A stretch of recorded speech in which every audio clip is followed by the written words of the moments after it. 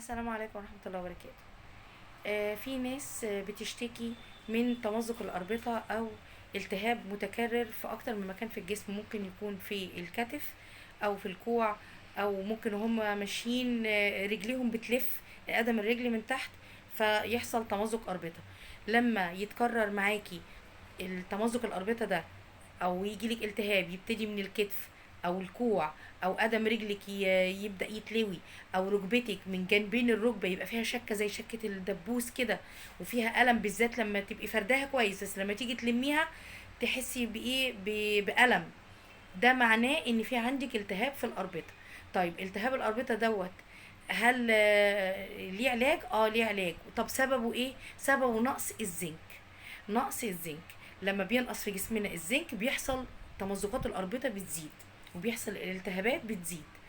فخلوا بالكم من النقطه دي، واي حد عنده شكوى زي كده، يعني يجيله تمزق في اربطه الكتف او في الكوع او في القدم من تحت او الركب، المفصل بتاع الركبه، الاربطه بتاعت مفصل الركبه، لما يجيلك اي التهابات او يجيلك تحس باي الم من ده، اعمل تحليل الزنك وشوف نسبته قد ايه.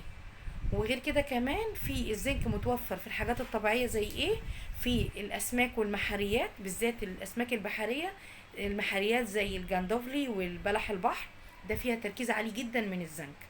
كمان الكبدة والعدس فيهم تركيز عالي من الزنك. بس ضروري برضو علشان بعض الناس زي حالة اللي جاتنا النهاردة كده، عندها كانت بتشتكي في تمزق أربطة في الكتف، وقالت انها لسه كانت من فترة قريبة كان الكتف التاني بس سكت، وبعدين الكتف ده بدأ يشتغل، وبعدين قلت لها طب في تمزق أربطة في القدم؟ قالت ايوه، بمشي رجلي بتلف.